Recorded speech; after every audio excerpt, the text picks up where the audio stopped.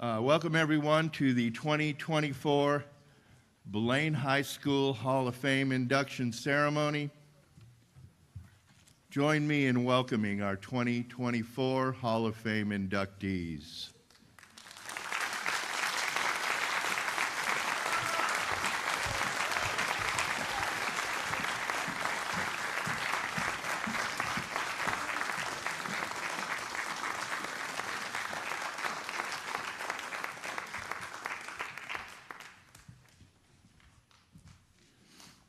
To get things started, let us rise and honor America with the singing of our national anthem by the Blaine High School Choir.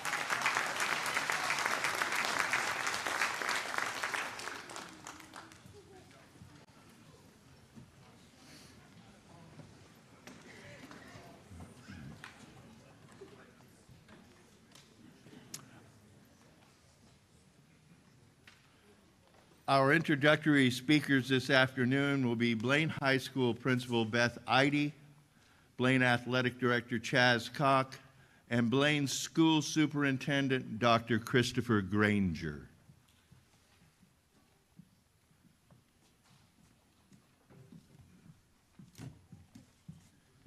Hi, good afternoon. I'm Beth Eide. I'm the principal here at Blaine High School.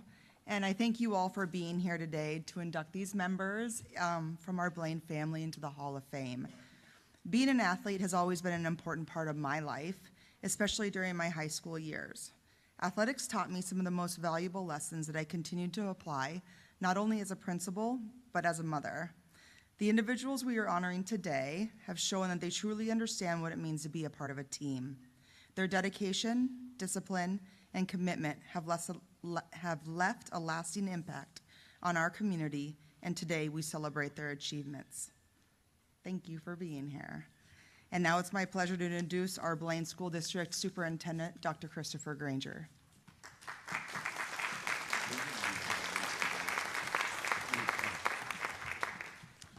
Good afternoon. Thank you, Ms. Eide. It's my great honor to welcome you all to the Hall of Fame induction on behalf of the school district, our staff members, and school district board of directors. I join all of the people here in celebrating the achievements of so many that have set a tone for the students of today to look to the past for examples of leadership, direction, and what it likes to be a Borderite.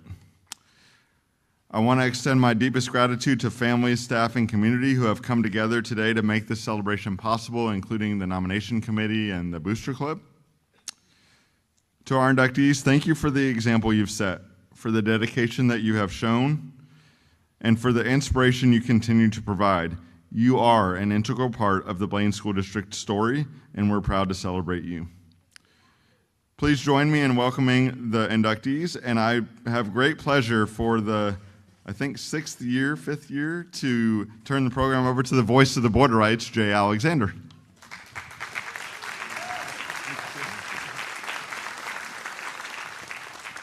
Thank you.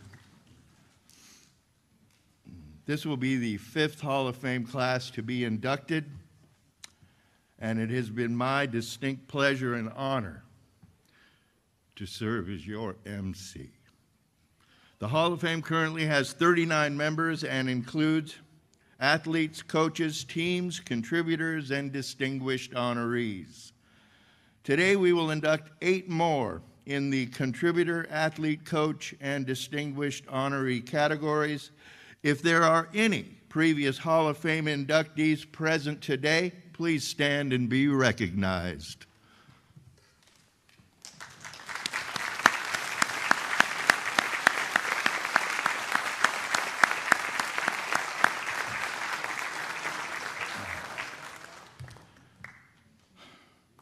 On a more somber note, this year we lost 2 very special people. Original Hall of Fame committee member and teacher John Liebert, and also his wife Carol, a longtime Blaine School District employee. Let us pause for a moment of silence.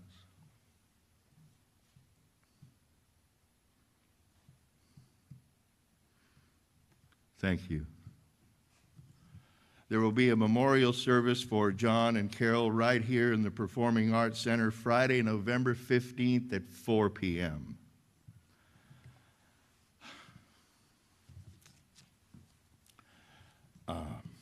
I first moved to Blaine in the summer of 1973. Before my 6th grade year, my father, Tom, was in the Air Force, and we moved around quite frequently, and Blaine was my 5th school I'd attended since kindergarten. Being an Air Force dependent afforded children the opportunity to get involved in sports, and I played as many as I could. But like many kids, I focused on the big 3, football, basketball, and baseball, and both of my parents were very supportive of each and every activity we Alexanders were involved in. That kind of family support is very impactful on children. I don't think my parents missed any games we ever participated in. In August of 1973, my father took me to my first youth football practice at Blaine, and the coaches were Dale Flint, Marion Gabato, and Billy Dodd. I didn't know it then, but all 3 men were to become Blaine High School Hall of Fame members. All of them taught me so much about what it means to be a Borderite, to have pride in how you conduct yourself, to never quit, to always be a good sport, whether winning or losing. And they instilled in me, as the shirt says, that legendary fighting spirit that all Borderites possess. And that as Borderites, we are all one large family spread throughout the world. But no matter where we go, we are tethered to one another through space and time. The Borderite bond can never be broken. We are one big orange and black Borderite family. It is only fitting then that our first Hall of Fame inductee this afternoon is a family. Perhaps one of the most, if not the most, impactful family in the 134-year history of our community. Of course, I'm referring to the Dodd family, whose patriarch Clarence Dodd first moved to Blaine in the 1920s. And the Dodds have been influential in the Blaine community and involved in Blaine athletics ever since. The biography of the Dodd family in the program is lengthy and impressive. I won't recite it in its entirety here, but I can share some personal stories about how the Dodd family impacted my life, both as a person and a member of the Borderite family. Like I mentioned, Billy Dodd was one of my first coaches, and he was inspirational. Billy Dodd could get you excited about up, downs, wind sprints, and leg lifts. His indomitable excitement was infectious, the kind that would make you run through a brick wall and get up and ask him how many times you wanted to do it. Billy made football super fun, and he made it clear through his interactions with me that this Air Force kid was accepted into the Borderite family. As many of you know, I spent 11 years as the voice of the Borderites, broadcasting games on Cary Radio 550 AM, following in the footsteps of Hall of Fame member Dale Flint.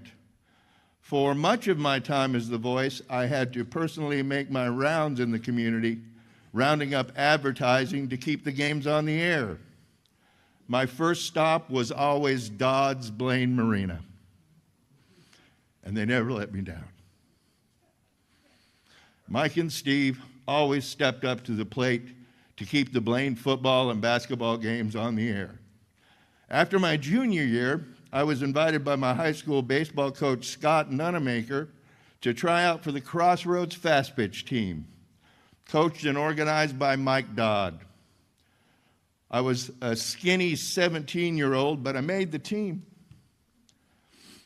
My mother, Linda, was not too thrilled that I'd be playing fast pitch as a boy amongst men, but that summer, I traveled across the state and in Canada playing for the Roads. And it was one of the most greatest experiences of my life. Thank you, Mike, Steve, and the entire Dodd family. Ladies and gentlemen, it is my distinct honor to induct the entire Dodd family into the Blaine High School Hall of Fame.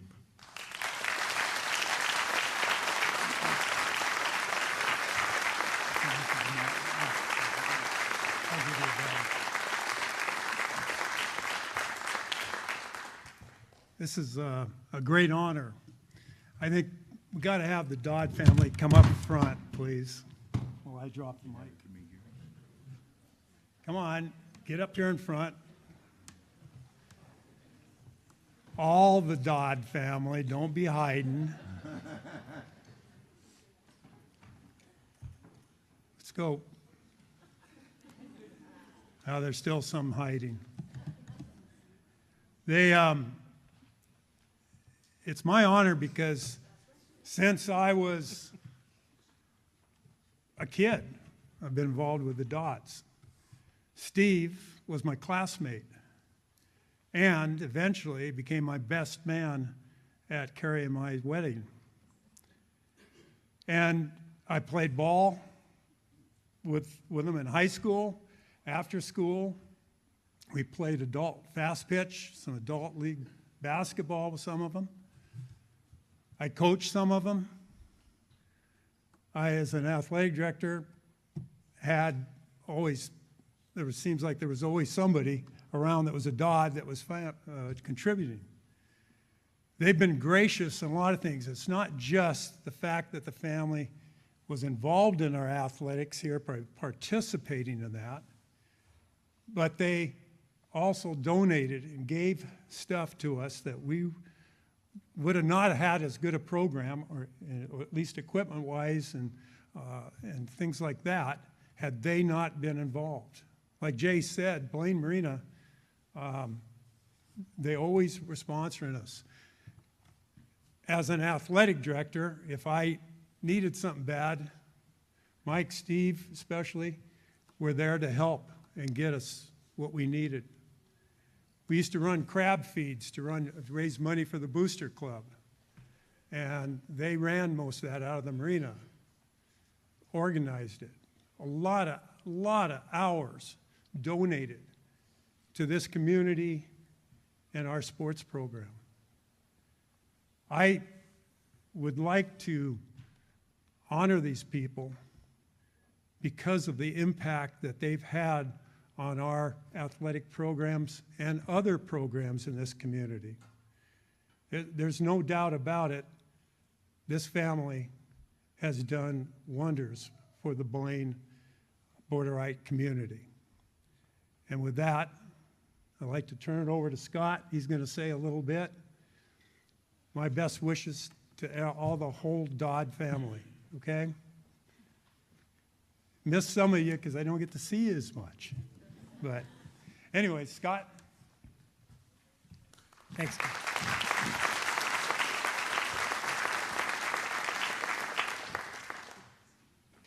Thanks, Gary. Thanks, Jay. Thank you to the board and for this awesome recognition of our family. I don't know, most of you know, or some of you don't know, I moved to Idaho 8 years ago. I came back in June this year to work back here, and the first thing I was offered when I came back was to stand up here and present this award. So thank you, Dad, for volunteering such a awesome gift. But no, just thank you to the community. We starting with my great-grandfather a long, long time ago, coaching here at Blaine. I thank the Heavenly Father for the gift of sport for our family, the willingness to coach, and the physical gifts that we've had to compete here as Borderites. It was an honor to compete, honor to coach, and I had a long legacy to live up to when it came to coaching in the Dodd family. So thank you to the community for giving us this award, and we are grateful to be Borderites, 100%. Go Blaine. Hold it just a second. I forgot the end of mine. This was a little different. This is the first family and a huge one. Putting the bio together was a challenge, okay? Hope I didn't leave anybody out.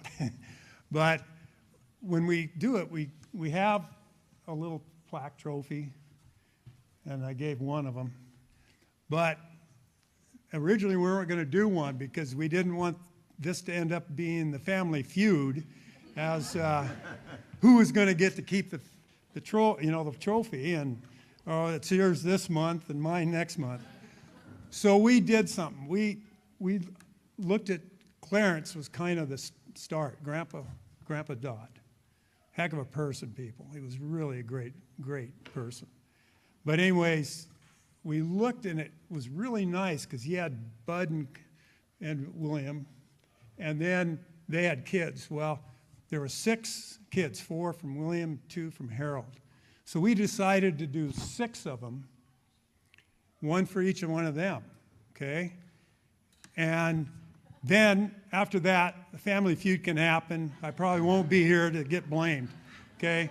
So they can pass it down however they want. So I'm going to be down there in just a second with Dan, and we're going to give plaques to each one of those grandchildren.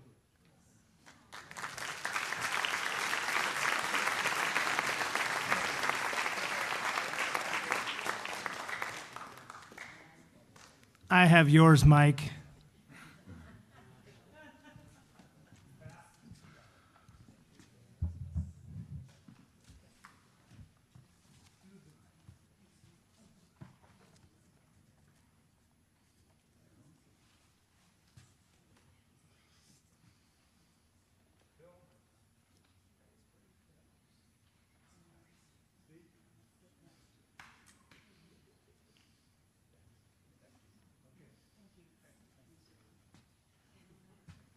The Dodd family.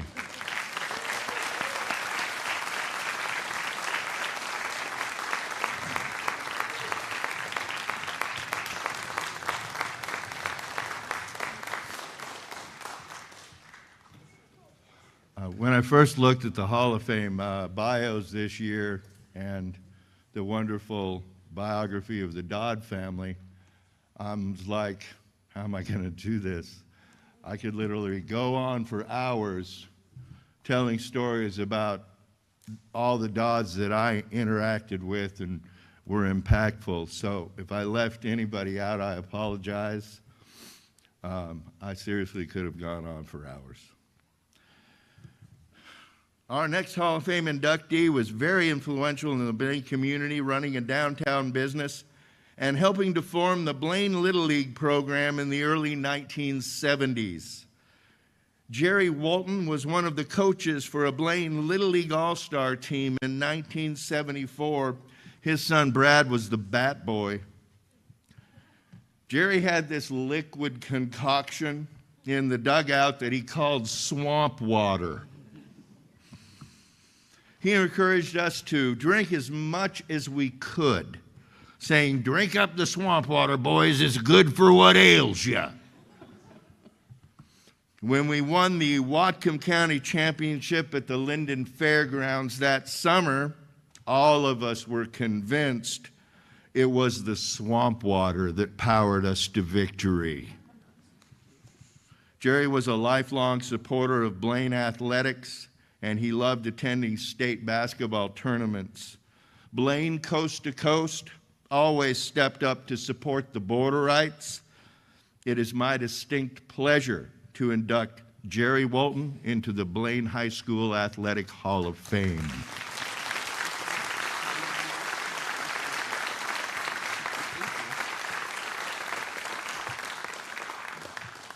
Good afternoon. My name is Jennifer Wheeler, and I am Jerry's youngest daughter of 6 children. This is my mom, Ann Walton. She is receiving the award on behalf of our family. Born and raised in Blaine. My dad's been here forever. The Walton family's been here forever. So sports and just serving has been a part of my life and my siblings' life. My dad coached my brothers. I cheered, so I was the cheerleader. And the coolest part was I cheered for basketball and I cheered for football, but football was great for me because my dad was on the chain gang.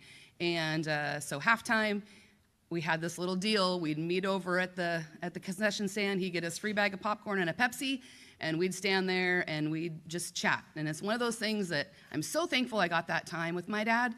A lot of times when kids are in high school, they don't necessarily want to hang out with their parents, but I was very fortunate because he and I had a relationship that was like no other. My mom says I'm a lot like my dad, so I take that as a compliment.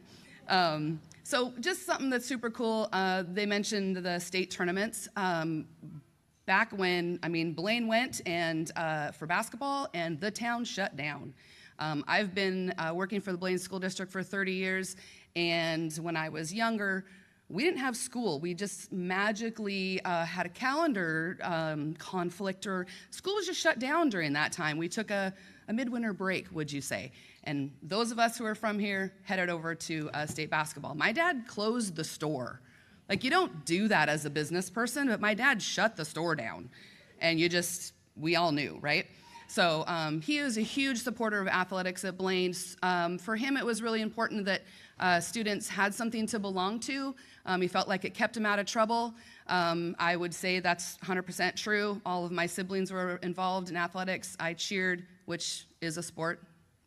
I know many of you will argue, but it is very intense.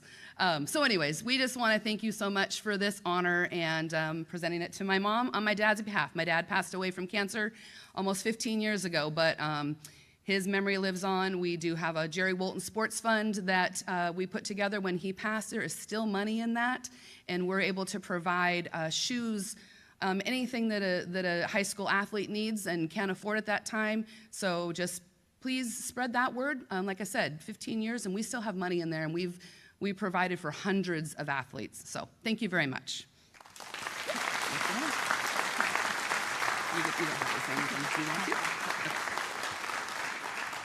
Thank you on behalf of Jerry and myself and my entire family, many who were unable to be here today for various reasons. He would be humbled, a little bit embarrassed, but in his heart, he would just be so full of gratitude. This would mean the world to him. He loved it. He didn't do it for this. He did it because he cared. Thank you.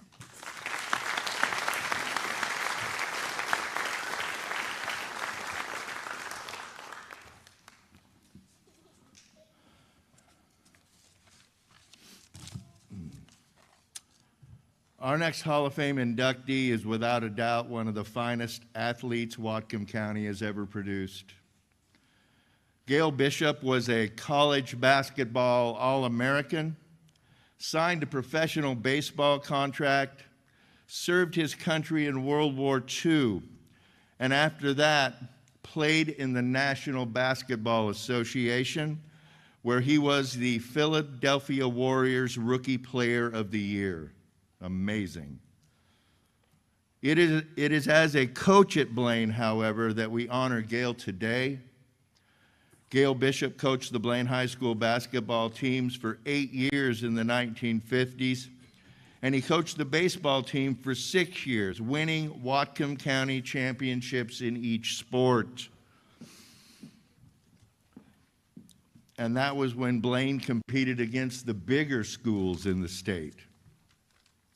Inducted as a member of the Inland Empire Hall of Fame in 1967 and the Washington State Sports Hall of Fame in 1968, it is only fitting that today we induct Gail Bishop into the Blaine High School Athletic Hall of Fame.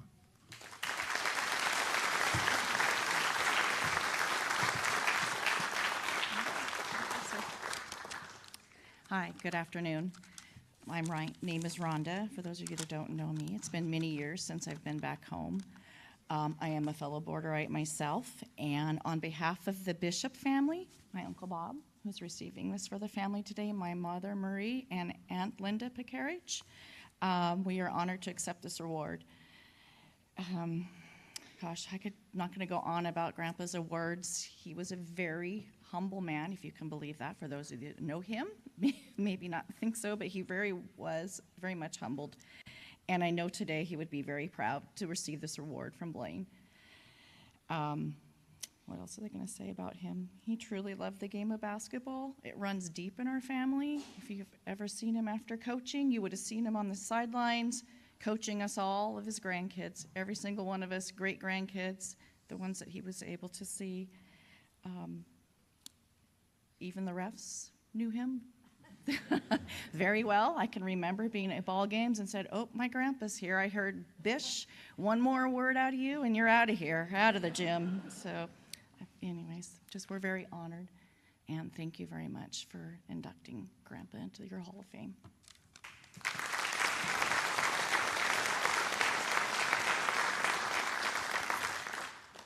Yeah, my dad was quite the personality, and I've been to actually quite a few award ceremonies, some that weren't even mentioned here, but this one here is real special since I graduated from Blaine.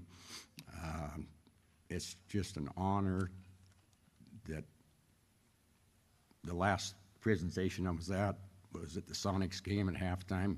Him and Elgin Baylor represented the watch I'm wearing. And 52 years later, Blaine is honoring him again, and that is something very special.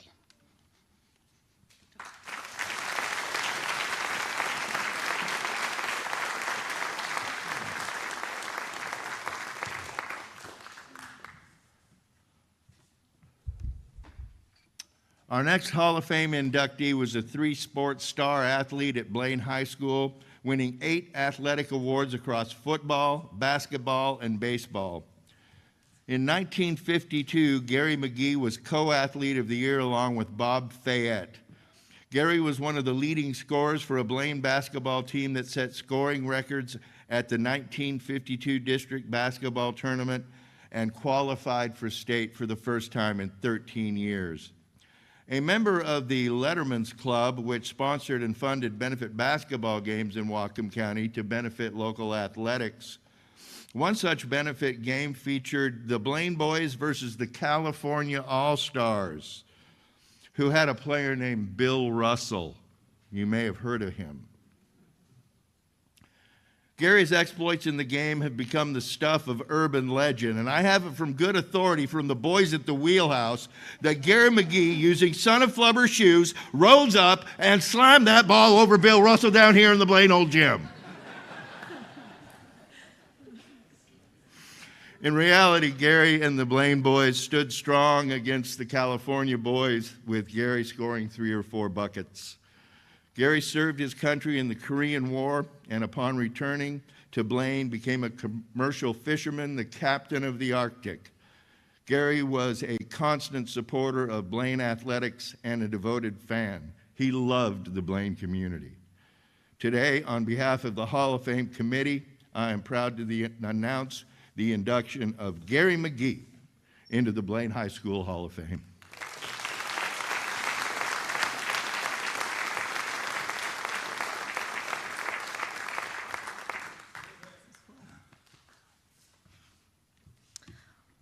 Well, my name's Caitlin. Gary was my grandpa. And I got to tell you, growing up, I never knew he was such an athlete. I knew he loved the Borderites. I knew he loved sports. And I remember growing up, Friday nights, where's Grandpa? He's going to go watch his Borderites play. He's going to be at the basketball games, football games. I mean, he loved his Borderites. He loved his Seahawks, but he was a true Borderite. I graduated from Blaine in 2008, and I had no clue that he had received Athlete of the Year the year he graduated high school in 1952. I remember calling my mom after a volleyball game saying, "Why is his picture up in the gym? Nobody told me this." And I couldn't be more proud to be his granddaughter. So on behalf of his entire family, we would like to thank you for inducting him into the Hall of Fame.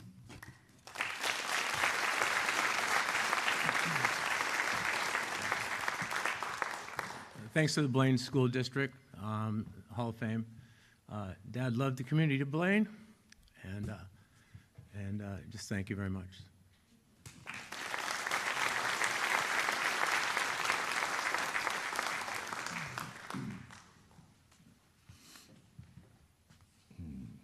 Hey, have you guys ever heard of the Dodd family? I may have mentioned them. Our next inductee was a three-sport athlete and a 1996 graduate of Blaine High School. Brenda Dodd excelled in volleyball and tennis, winning first-team All-Whatcom County League honors in volleyball, as well as capturing 2 state medals in tennis. It was in basketball that Brenda truly excelled. She rewrote the Blaine girls basketball record book in the 1990s. When her high school career concluded, she was Blaine's all-time leading scorer, all-time leading assist maker, and career steal leader. She was Blaine High School's Female Athlete of the Year in 1996. That year, she led the girls basketball team to an 8th place finish at the state tournament, Blaine girls' first ever state trophy in girls basketball. Ladies and gentlemen, let's add to the Dodd family legacy here at Blaine by inducting Brenda Dodd Richards into the Blaine Athletic Hall of Fame.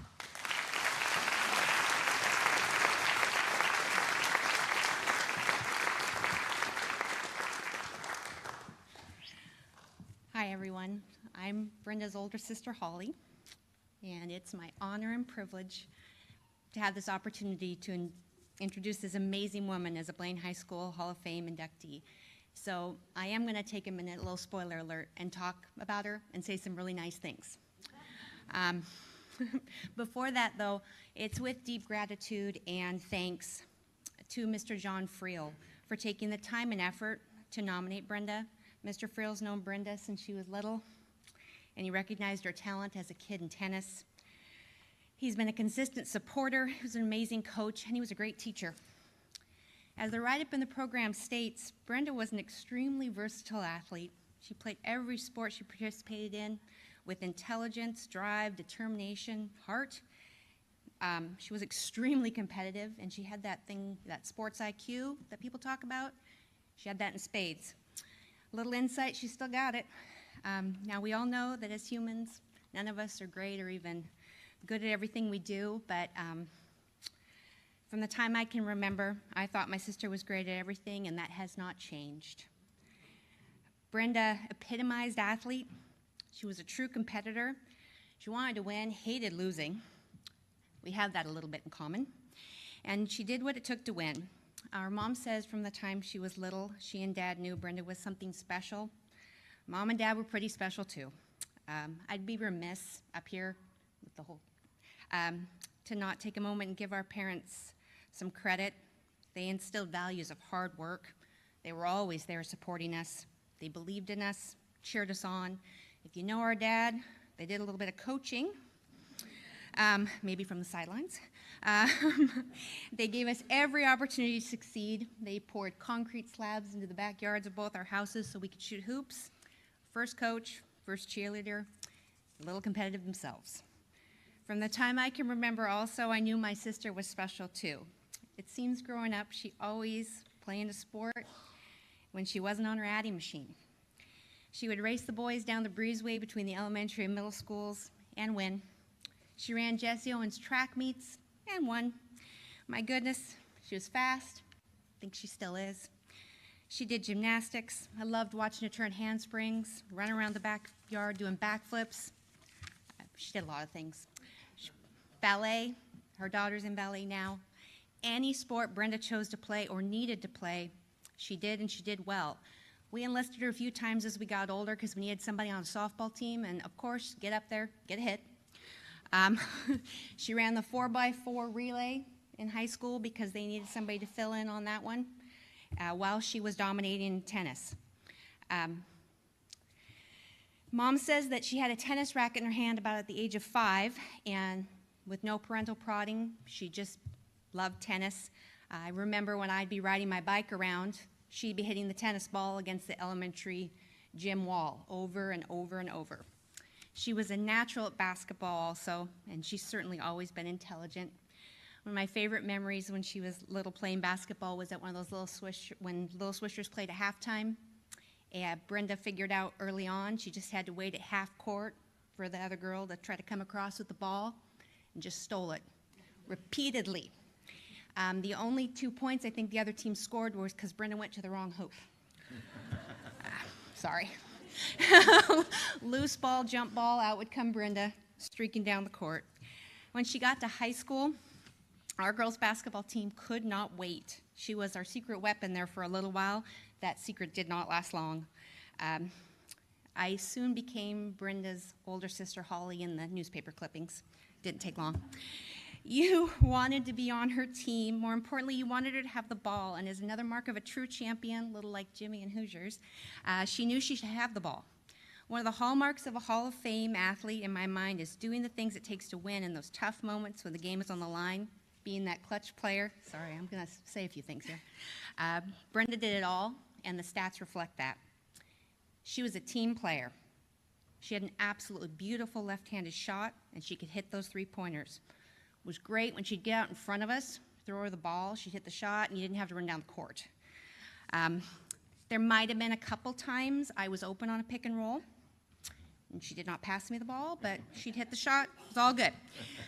She also played defense. Let's not forget that, and as Dad says, that comes from the heart. She led in steals, blocked shots. She out-rebounded those of us that were supposed to be rebounding in a few games.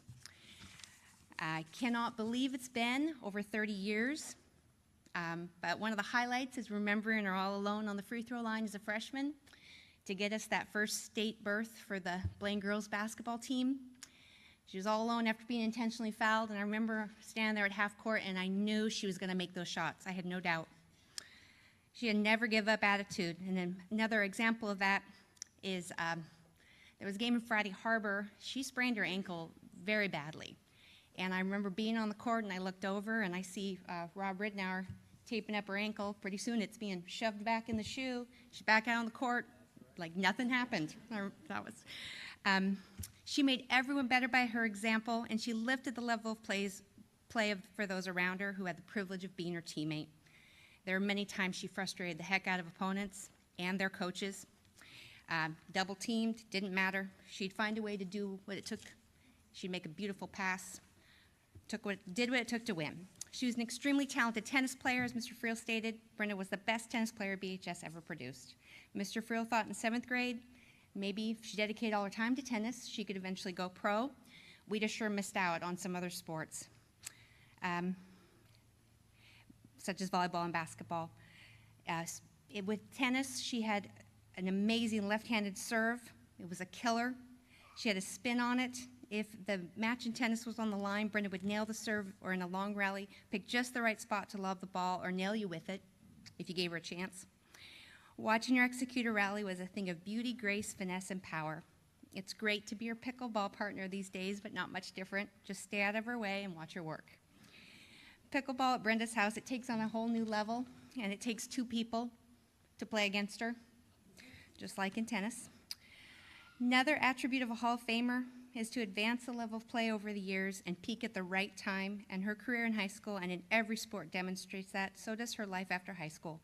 After high school, she continued to excel, choosing not to play basketball in college, to pursue her career goals and her passion for accounting, graduating from Western and earning the second highest score in the state on the CPA exam. She then started an upward trajectory in her career. She's applied all those attributes of hard work, determination to succeed, dedication, competitive spirit, and intelligence into all areas of her life. She's excelled in her career. She's currently the controller for Expedia with a very fortunate team of 100 people that work for her. So bottom line is Brenda showed up every game, every sport, and she's never stopped doing that. She's a dedicated wife, mother, daughter, friend, and as a sister, I would want no other. She's been that clutch player for me in my life so far, time and time again. Her husband, Tad, and beautiful daughter, Sydney, are here today with our entire family, obviously. Yep, she's still a winner. There was a highlight film made by KVOS TV of her basketball career, and it was set to a Tina Turner song. Pretty much sums it up. Brenda was and is simply the best. It's my extreme pleasure to introduce my sister, Brenda Lynn Richards, into the Blaine High School Athletic Hall of Fame.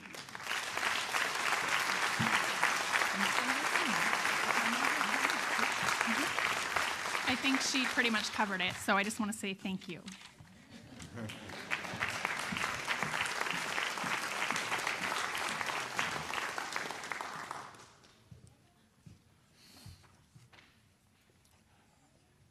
Our next inductee's accomplishment took place on the gridiron, and those accomplishments are super. As far as high school running backs go, Mario Gabato stands in 5th place all time in the state of Washington in rushing yards with 5,958 yards. He did this in 30 career games. You could argue that an average yards per game, Mario Gabato is the best running back this state has ever seen.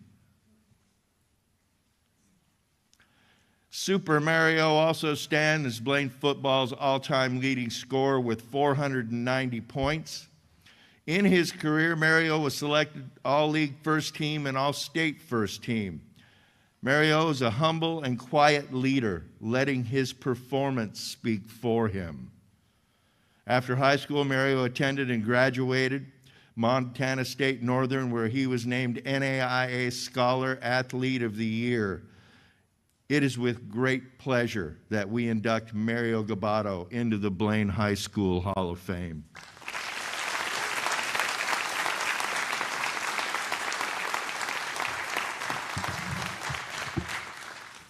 Hello there, my name is Jay Dodd, and I had the absolute privilege of being Mario's high school football coach throughout his career.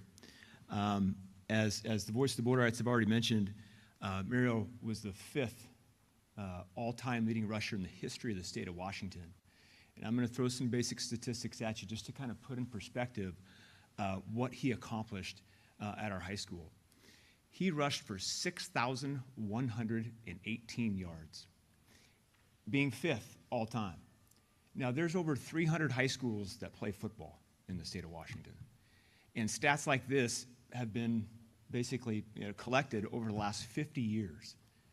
And so when you think about that, that's about 15,000 teams that have played football over the last 50 years in the state of Washington. And he was the 5th best running back statistically coming from our high school. And he did it in 30 games. I look at the first place all-time leading rusher, Jonathan Stewart, out of Timberline High School. Went on to the University of Oregon, played in the NFL for over a decade. He started as a freshman for his high school, and he accomplished just a little over 7,000 yards in 43 games. This kiddo did it over 6,030 games. Just a remarkable football player, a remarkable accomplishment that we all got to witness wearing the orange and black. Not only was he 5th all-time in the history of the state, he's also the leading rusher in the history of Whatcom County with those numbers. Like Jay has already mentioned, he scored 79 touchdowns. And when you think about being a high school football player, I mean, who doesn't love scoring a touchdown? Who doesn't just dream of scoring one touchdown, let alone 79? And he did it with such class and grace. I think there's a few players out there, a few teammates, a few linemen, and every time he would score, like, never spiked the football, never showboated in any way. It was always about others. So it was always a quick flick to the referee and then to celebrate with his linemen. I can remember when he started came in as a freshman. He didn't start as a freshman. We had a really good team that had a lot of good seniors on it. And I can remember he had a first couple of freshman football games. And I can remember Coach Rucker and Coach Pike always coming back to the locker room and saying, man, this kid's good. And I really didn't have a chance to go and watch him play, being the varsity coach. And I can remember we brought him up, suited him down for a week 3 game over at Ferndale. And the day of the game, we had a few of our players be suspended the day of the game. And so we were trying to piece together our special teams, and Mario, we put Mario on the kickoff team. And the very first play at Ferndale, he just absolutely just flew by everybody and just made this amazing play, and he did it 5 times that night. And so we kept him in there for the rest of that freshman season, and he was, I kid you not, the best special teams player I've ever been around. And he only got 1 year to do it because the next year, his sophomore year, he was obviously a 2-way starter. This is when he started the journey of being our running back, but he also started at safety. And he just fit right in with the seniors, being a 2-way starter. He was mature, he worked hard, he loved football, he loved the watching of the film. And at that point in time, we were David versus Goliath. I'll be honest with you. We were a very, very small school playing against 2A and 3A opponents. And so we would always try to, win a tough game, trick the other team, outwork the other team, outsmart the other team, because they had maybe just a little bit more resources than we did.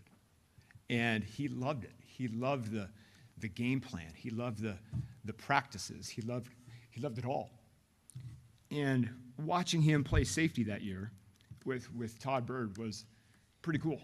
Todd was just an amazing competitor, good player, and those two guys at safety was just fun to watch. And then going into his junior and senior year, at this point in time, statistics weren't a thing yet. I mean, like they were, but he wasn't, blowing it up quite yet. And I can remember his junior year, we were starting a first-time quarterback named Parker Wallace. Parker was a senior and really hadn't played quarterback before. And so we were trying new things with Parker to try to get somewhat of a passing game going. And Parker blew his knee in our second game of the season. And our backup quarterback was a freshman. And so we brought Nathan Cramey in to play quarterback. And I can remember we were playing Squalicum in the second game of the season. And Parker gets hurt. And I'll be honest with you, at this point, I didn't even know who our backup quarterback was. We didn't give him a lot of reps because, we were trying to get Parker as many reps as possible during practice.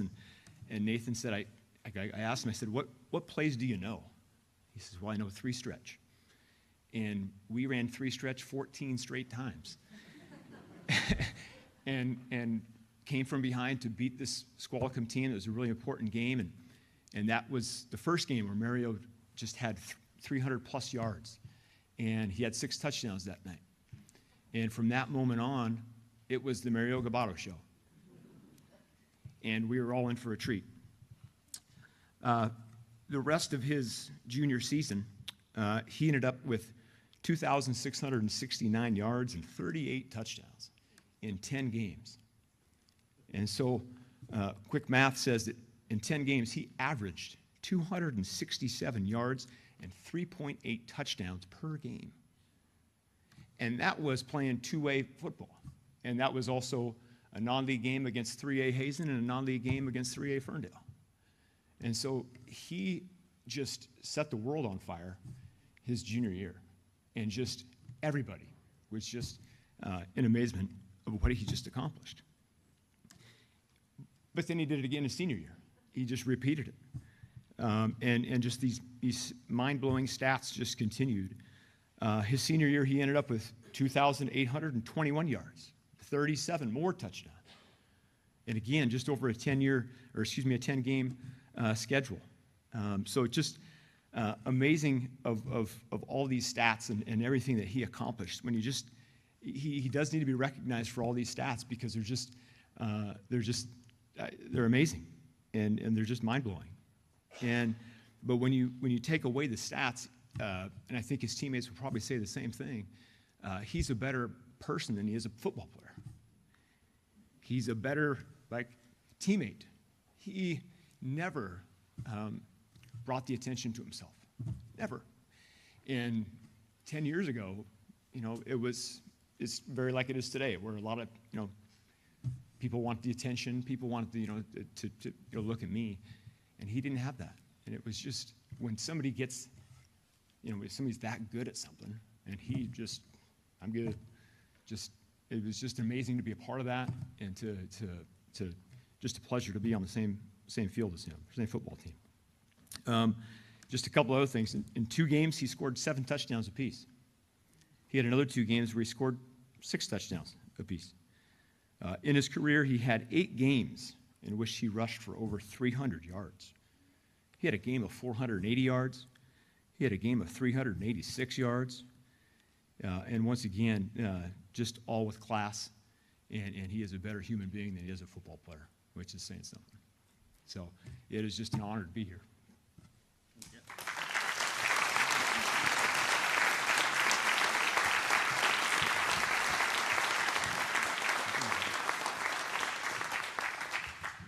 I just want to say this is more a reflection of the coaches that I had and the players I got to play with, so I appreciate it. Thank you.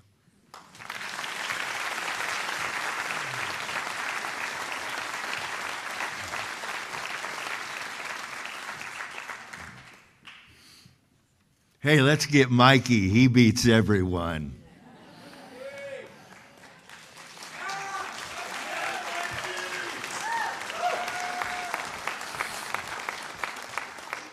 Mike Magnuson was born into a wrestling family, and today will join his brother Dwayne in the Hall of Fame, making them the first siblings to be honored as individual athletes by the Hall of Fame committee. Mike Magnuson qualified for the state wrestling tournament 4 times. He weighed only 81 pounds as a freshman, but wrestled in the 101-pound division. He fell 1 match short of a trophy.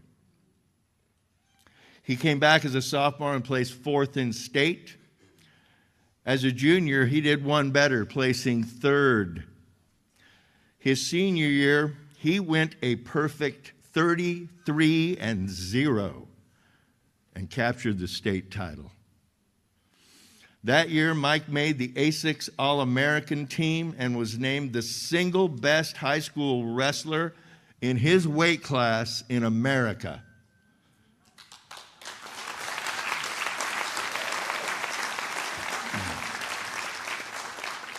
Mike has returned to Blaine to give back to the program that gave him so much in the capacity as a coach. And it is the Hall of Fame committee's distinct honor, as well as mine, to induct Mike Magnuson into the Blaine High School Hall of Fame.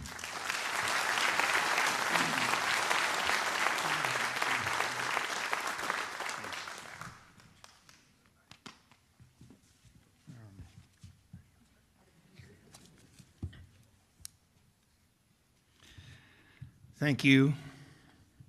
My name is Craig Foster. I was Mike's coach in high school. I have a cluttered attic full of special things. When Mike asked me to introduce him for this honor, I decided to climb up there and look for fragments of his career. There are tons of items there representing hundreds of wrestlers over the years, newspaper articles, photos, awards, bracket sheets, singlets. But you know how cluttered attics are. Unless you're willing to commit hours or even days to your search, an attic doesn't easily give up its treasures. Treasures like the toddler-sized blue singlet with Hulk embroidered across the leg, an ironic nickname given to 5-year-old Mikey, a miniature kindergartner with spaghetti noodle arms and legs. But don't let the spaghetti fool you. He was wildly aggressive on the mat, and he earned another nickname, the Tiny Terror. Mike stayed tiny through elementary school and middle school, and by the time he reached high school, he was so undersized for the lightest weight class that he was nearly barred from competing. Back then, the smallest weight was 101 pounds, and there was a minimum weight rule that said a wrestler had to weigh at least 86 pounds to compete. Mike weighed 81. For each weigh-in, we had to, as we called it, drink him up. That meant he had to chug several pounds of water in the weigh-in line and hold it in until he stepped on the scale to try to make the 86-pound minimum threshold. For added weight, we soaked his hair and body with shower water. I remember the poor little guy in just his boxers shivering in the cold locker room, all spaghetti noodles and bloated pot belly. This is what passed for good coaching back then. Somehow, Mike made weight throughout the season, and though severely undersized, he qualified for the state tournament. If you know his mother, Denise, you know she's a loving, doting, worrywart of a mother with all of her children, especially so back then. When I found out who Mike's first opponent would be, another Mikey, I had to break the unsettling news to Denise that Mikey Norwood was born with no legs. You might expect this to be a disadvantage for Mr. Norwood, but picture a tiny 81-pound Mikey Magnuson going against an athlete with a massive muscular upper body of a 148-pounder. There may have never been a bigger physical mismatch. This gave Denise plenty to worry about, but somehow she survived. Our Mikey battled but lost a decision and went on to finish one win from placing. This was the only year he did not medal. His sophomore year, Mike placed 4th in state, and as a junior, he finished 3rd. As a senior, Mike cut down from 117 pounds. Wrestling coaches tend to remember certain numbers like that. And he became a full-size force in the lightest weight class. He capped an undefeated 33-0 season with a state championship gold medal. Throughout high school, Mike competed in national freestyle and Greco tournaments and became the only 4-time All-American in Blaine history. Following his senior season, he was selected first team for the most prestigious All-American honor in the nation, the ASICS All-American team. This meant that in his weight class, Mike was chosen as the very best high school wrestler in the country. So in the clutter of my attic, I couldn't find the tiny Hulk singlet. Another item I failed to find is a party invitation from the year 2000, a card announcing the graduation of 2 good friends, Mike Magnuson and BHS Hall of Famer Luke Ridnour. Their high school bond was unusual, in part because their sports competed for the same winter season, and basketball and wrestling don't often mix well. But the bond was even more special because each of these kids were selected for the premier high school All-American teams that each sport offers. Luke, a first-team McDonald's All-American, Mike, a first-team ASICS All-American. Think about it this way. Over 26,000 high schools in the country, schools of all sizes, many with several thousand students. High schools from America's largest cities and from the smallest towns. What a tribute to these 2 boys and to our little school. 2 sports in the same season, 2 highest level All-Americans, both first-teamers, somehow the best of friends. At the time, I knew it was something special. I attended the grad party and asked each of them to autograph the invitation. I'll find it one day. No one succeeds on their own. Mike Magnuson grew up in a family full of love for each other and for wrestling. His older brother, Dwayne, is a BHS Hall of Famer, making Mike and Dwayne the first siblings to be individually inducted. Mike's younger sister, Katie, was my wrestling manager for 4 years and babysitter of my children for even longer. Our sport led Katie to meet her husband Brian, a top wrestler for our fiercest rival, Mount Baker. Mother Denise was the outspoken one, always organizing, planning, hauling to and fro, and yes, worrying about her kids, which have clearly turned out well. When I think of the Magnuson family, my first thought is not the extraordinary accomplishments. Instead, I think of their humility, their kindness, and especially their loyalty. Families like these are the backbone of an athletic program. I'm grateful to know them and to have been their coach. Finally, while searching for the tiny singlet and autographed invitation, I know we're still up there, I did find one item I had forgotten about. 2 extra ASICS All-American Team posters from 2000 featuring Mike.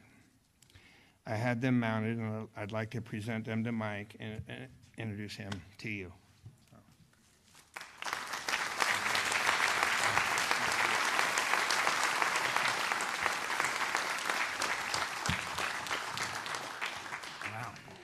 Well, first of all, I'd like to thank the board for inducting me, and I couldn't have done any of these things without the support of, obviously, the Blaine community, the Dodd family, my coaches, Craig Foster, Jim Racer, Dave Fakema, Scott Hacker.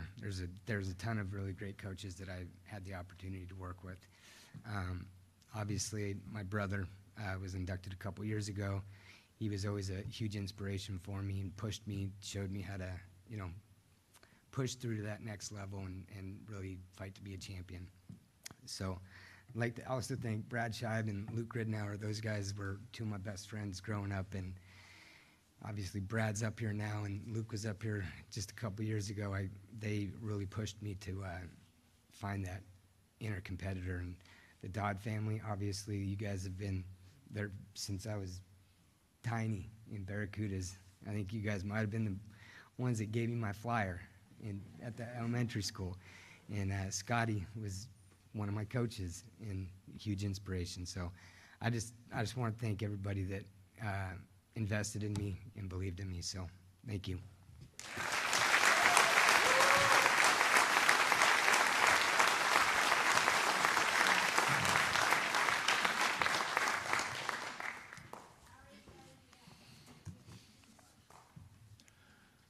The scrapper. Don't try to arm tackle him or you might lose an arm. Brad Scheib excelled in football, basketball, and baseball at Blaine High School and stands as one of the most decorated multi-sport athletes in Blaine athletic history. His senior year, Brad Scrappy Scheib earned first-team All-League honors in football on both offense and defense. He also was named first-team All-State as a running back. Over his high school football career, he rushed for 3,144 yards and he scored 35 touchdowns. In basketball, Brad was a key starter on Blaine basketball teams that won 2 state championships in 1999 and 2000. Bradley was named Mr. Defense for the team as a junior, and in 2000, he was named Mr. Clutch, averaging 10.2 points per game. But we're not done. In baseball, Brad earned 4 varsity letters and helped the Borderites to a 4th-place state finish in 1998. As a senior, he won the Golden Bat Award with a .448 batting average. He was named first-team All-League and first-team All-State, one of only a handful of Borderites to achieve that honor in multiple sports. So today, let's rightly induct Brad Scrappy Scheib into the Blaine Athletic Hall of Fame.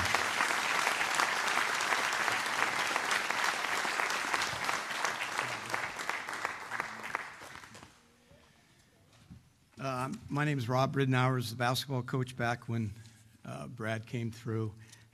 Brad kind of grew up with our family. He was at our house since 1st grade.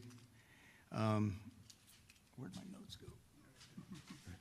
I'm not a note guy, but I'll try to follow these. But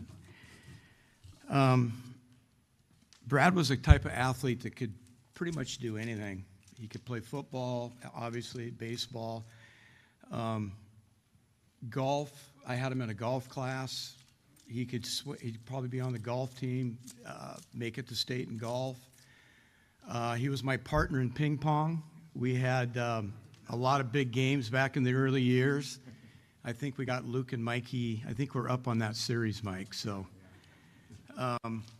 but he was just one of those athletes. I've had a few of them over the years coaching that just he could do it. He was just a natural at whatever he wanted to do. And I just really appreciate that in him.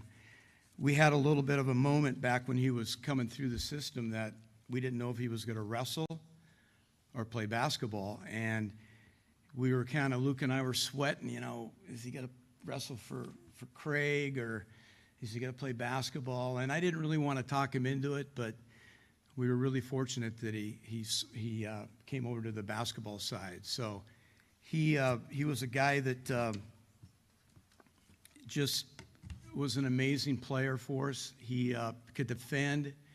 He wanted the challenge of playing against the best offensive player of the opposition team. He scored big baskets for us. I saw him when he was a younger kid. He'd always hit big shots in games coming through our AAU program. I asked Luke about Brad. What was one of the biggest things with Brad is he wanted the ball in big moments. Luke would actually get to the basket and search and try to find Brad because he had an innate about him. He was going to hit that shot. He was going to stop that opponent. He was just the will to win, and I had a lot of them during those 4-year period of when we won 2 titles, played for another state championship game. Brad was a big part of that, just because he wanted to win. He was such a winner, such a competitor. So I was just really blessed to be able to have that opportunity. A couple things I want to thank Brad for is his just being a teammate that he was. It was all about team. He didn't have big stats. He just had things that he did on the court that gave us a win at the end of the game. He was a guy that was real humble. He didn't boast about what he did. He just came to play every day. So I really appreciate that about Brad.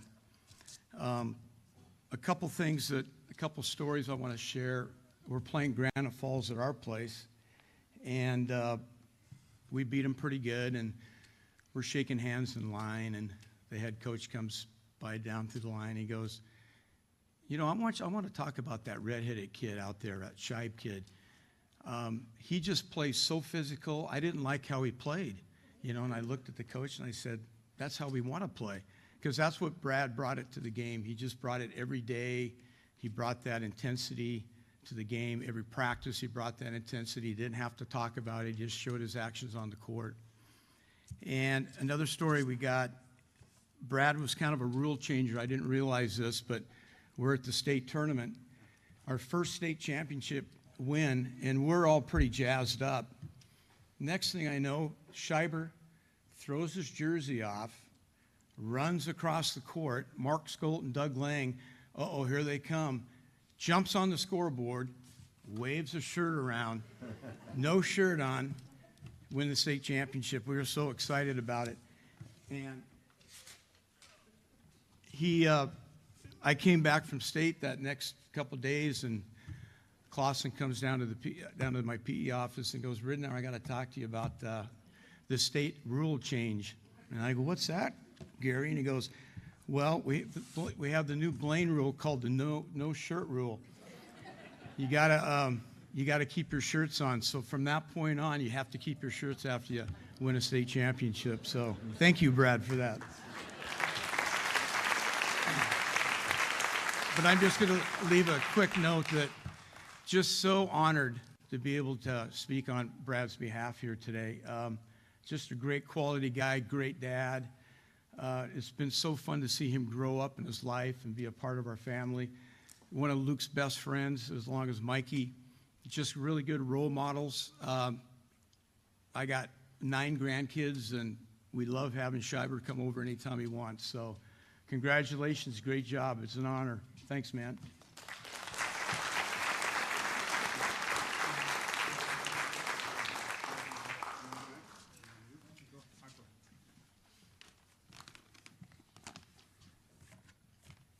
Well, I was his football coach, and one of the earliest memories I have of Brad as a running back was an away game his sophomore year.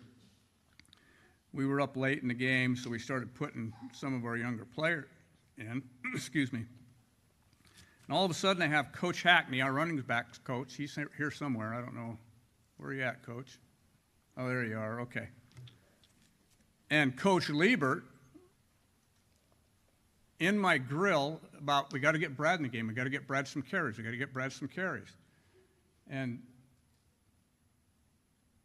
he was already starting on defense, so I was a little hesitant. So,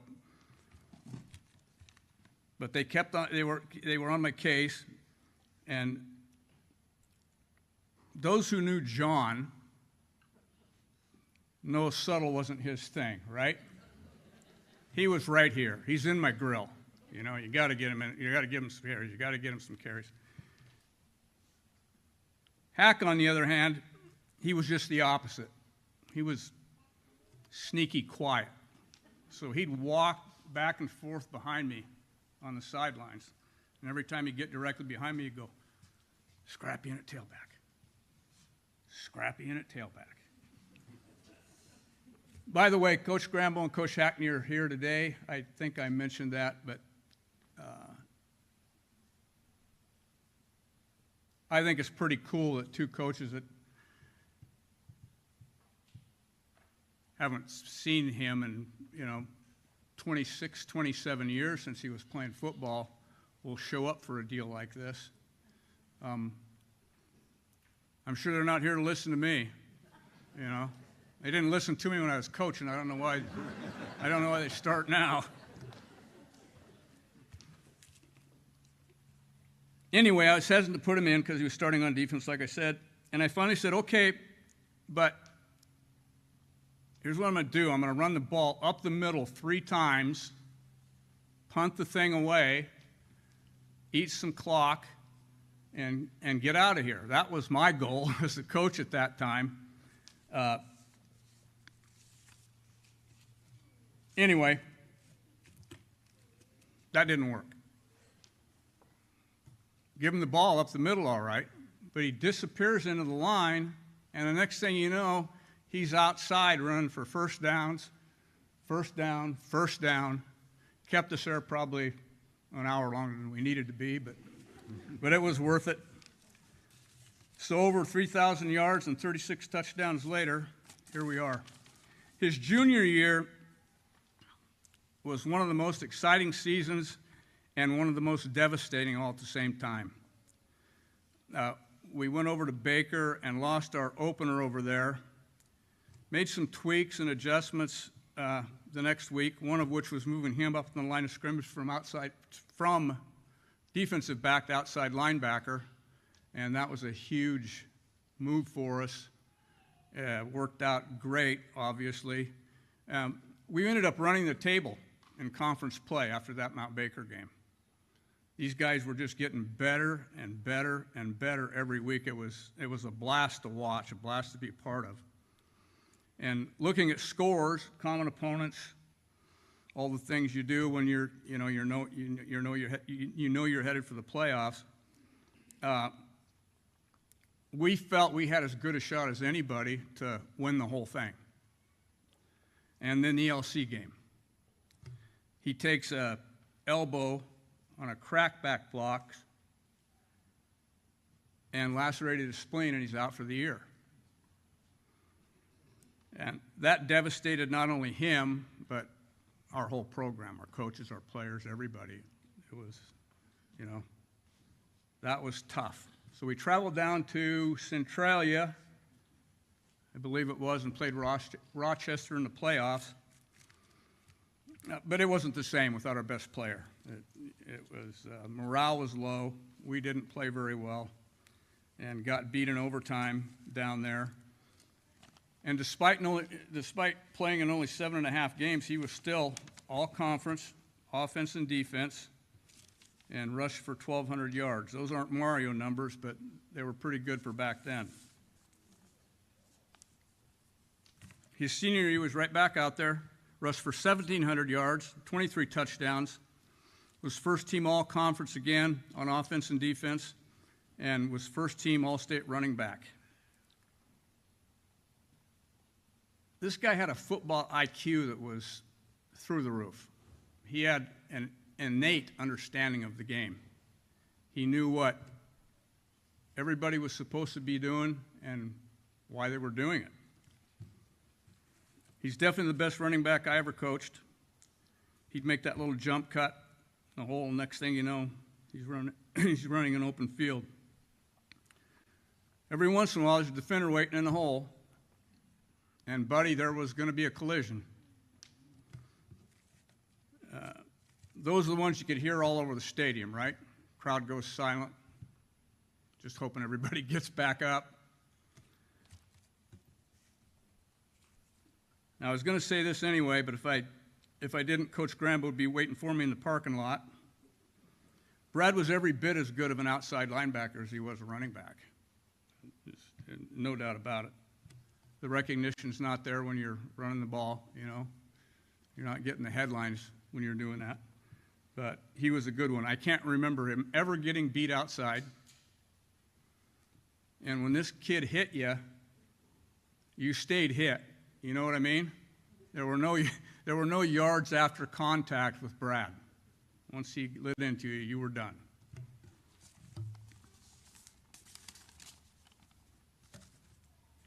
A teammate and a classmate said this. I'll read this to you. Brad excelled at exceptional challenges. He showed calm in the middle of chaos. He was our rock. When he was on the field, we played with more confidence. Coach Grambo sent me this. Mike's getting a little up there in years, so his memory's not quite what it used to be.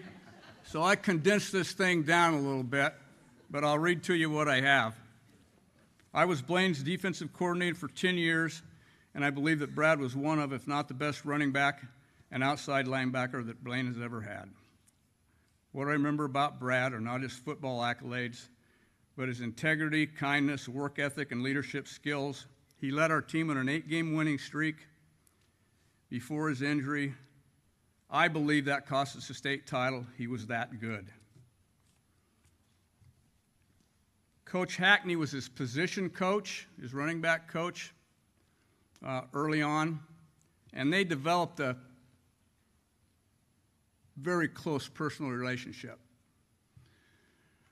Coach Hackney has nothing but great things to say about him, and I said, well, you know what? Come on up. We're going to let you speak a little bit, talk about Bradley.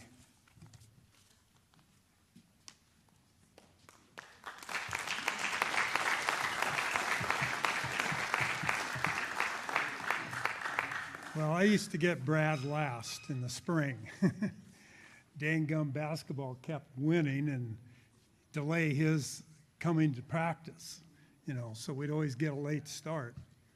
But Brad, he really matured as a hitter. He became one of the best hitters I ever had.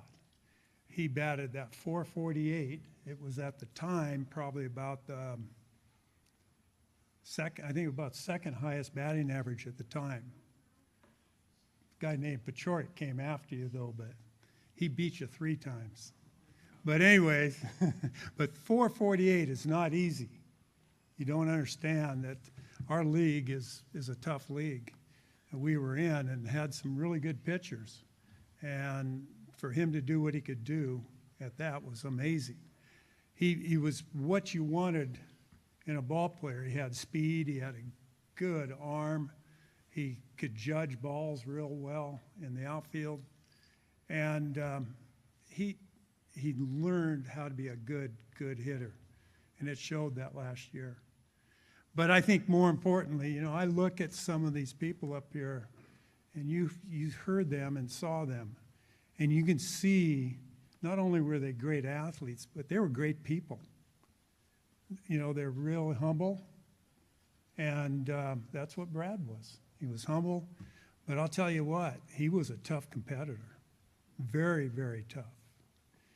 I think he knows this, but I actually had to start with him before he was actually way before he was born. His dad and I were the same year, and he was unfortunately on the purple team over there in Nooksack. And, you know, of course, I was a Borderite. But Norm, his dad, had a lot of the same traits. I remember he was quick with his feet. Brad, amazing ability to move, cut, and get to a ball so quick. He showed, you know, his dad was the same way, very competitive and yet very humble. And, you know, that's what he passed on. And Brad was one of our top athletes that's ever graduated from this school. He ended up showing it. He was all-state in football and all-state in baseball. That's tough to do. But I appreciated Brad and wish you the best.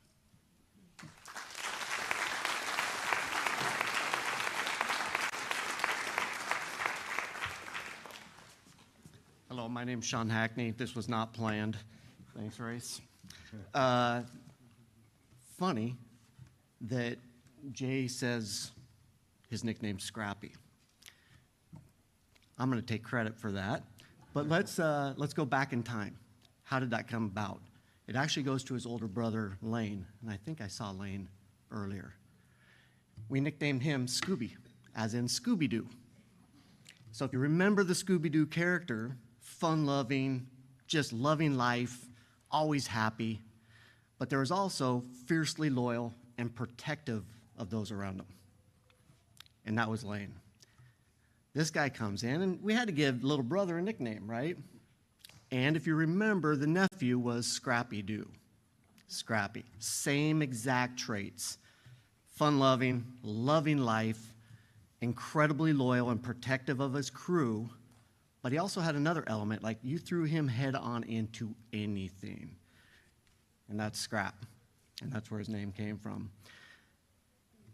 What I'll say, and a lot of coaches, Jay has alluded to it, Rids alluded to it, Foster's, everybody has. Like, to be a Hall of Famer, you have to have the stats.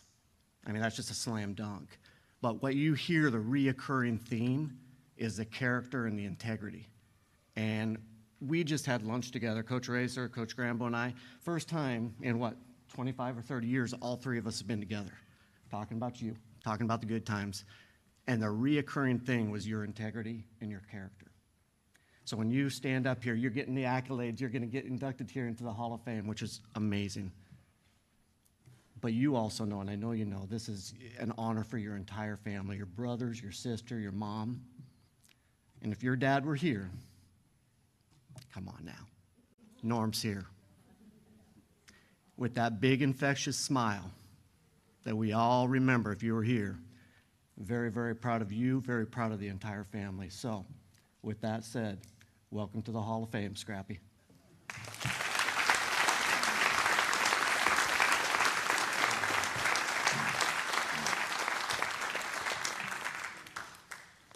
Let us not forget to gather in the cafeteria for pictures, snacks, and refreshments. But first, let me thank our sponsors, the Blaine Booster Club, the Northern Light, Hills Chevron, West Mechanical, Trish Loop Candid Photography, AMS Print and Label Specialist, the Blaine School District, Economy Propane, Station 49, Mike Dahl, the Blaine High School Cheerleaders, Paso del Norte, Starbucks, Richard Cook, Tim Walter, and Alan Pomeroy. And many thanks to our Hall of Fame donors.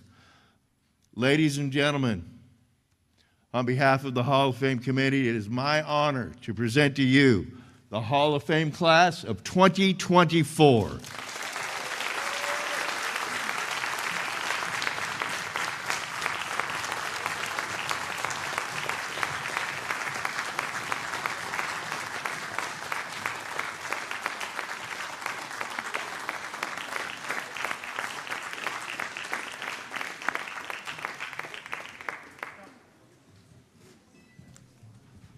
Please stay around for snacks and refreshments and get pictures with these newly inducted Hall of Fame members.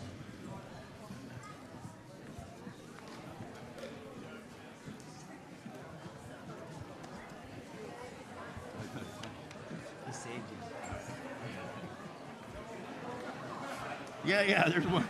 They're down here.